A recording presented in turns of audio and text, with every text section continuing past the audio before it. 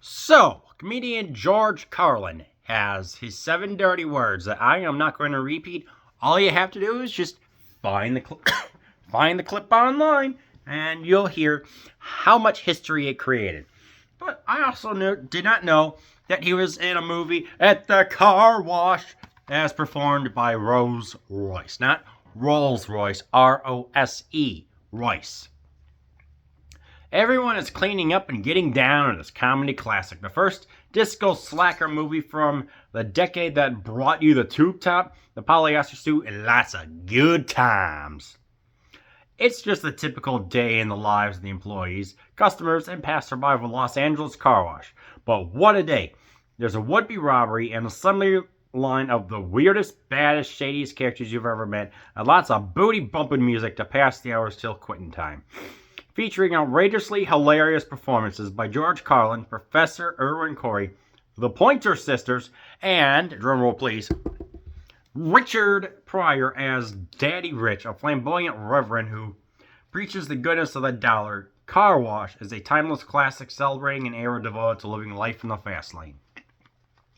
This is an hour and 37 minutes long. So, an LA car wash, a typical life and day, pretty much. And yeah, there was the 2001 remake, The Wash, which features Snoop and some other person, I don't know.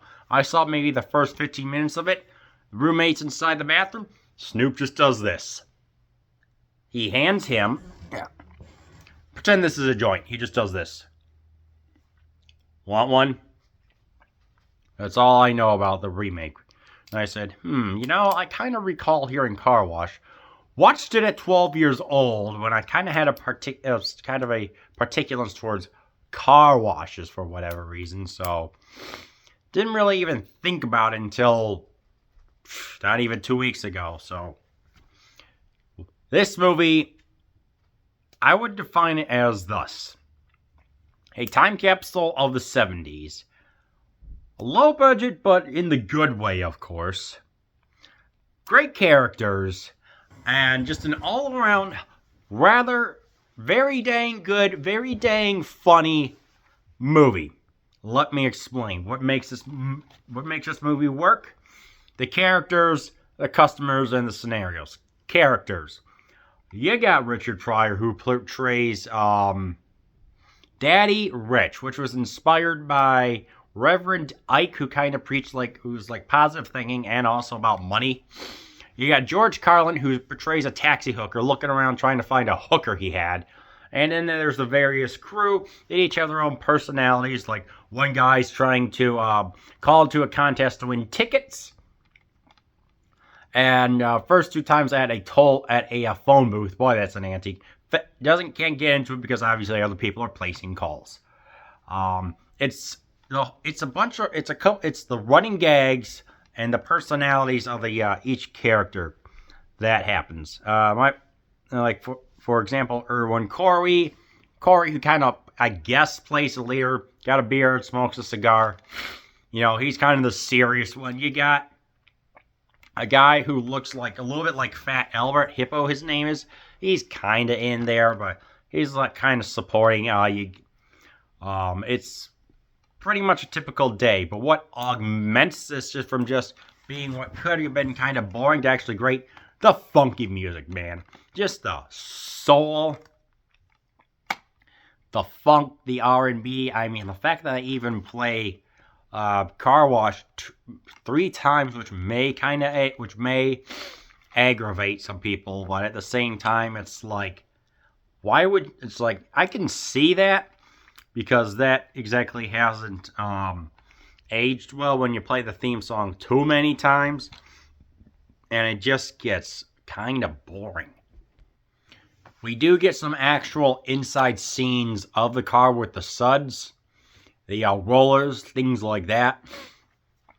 There's a guy who got discharged from a hospital who's inside a mummy cast, can't speak, can barely move.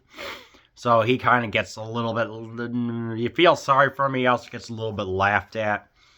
You got a Doberman Pinscher, I believe, that the crew kind of deals with that is both funny and dog also runs away, so this Griswold family kind of goes after him, rescues the dog, and they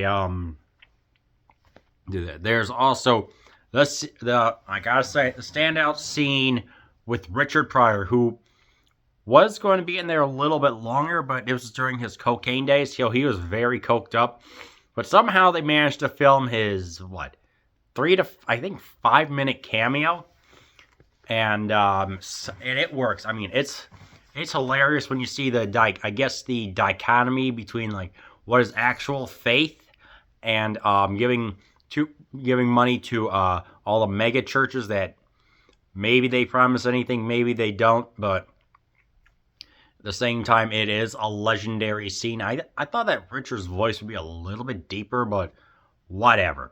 I mean, it's a great scene, and like I said, it's a question of faith,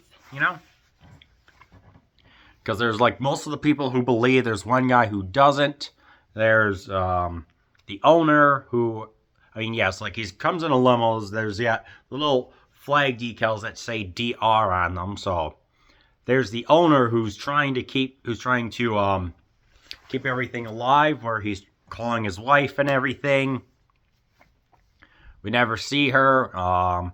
He's just trying to keep everything stable. Because it's like, I would pay you guys more, but unfortunately, because of this new car wash, the Bluebird opened up, I can only give you so much. Then kind of descends more into the the social critique of like having this kind of this. What would be the best way to describe this job? It's like, hey, I need some more money because I got 2 kids. It's like the guy with a cigar, like the kind of leader is always proposing these ideas, but his boss rejects them and says, hey, I need some more money. It's like, I can't exactly live enough on these just the salary you're giving me. And eventually towards the end, one of the characters who was fired breaks in. He says, is it really worth it to go to jail to rob a place that you worked at? And it kind of makes you wonder, it's like, can we advancing in life versus just staying at where you're at the job? That's kind of what it poses towards the end. And it was like, all right, I was not expecting that. There's this one gay character which is handled straightly. It's not played for laughs, and kind of this person wears the wigs and holds her own up against who I forgot which character it was, but it's like it's pretty much a sense of like what would be a standard African American male, I guess, figure in the 1970s versus the gay movement that was going on pretty much all throughout the world. Gee, doesn't that sound familiar? So it was actually rather progressive for its time. I was rather surprised by that. I mean, it's not like, there's no cheap joke, there's no like punchline or anything like that. It's like this character is able to hold their own, and you could just see like what's going on. It's like over the period of 10 days, this car, like, we get to see the business of the car wash. It's like the soundtrack is actually played along with the workers at the wash itself, and which was unusual for the time because they wouldn't have that. They just probably dub the music in post, but actually have like the radio playing. That was a nice touch, and you get to hear some great tunes. So yeah, it's the customers, it's the wash, and the employees that make this a freaking great film.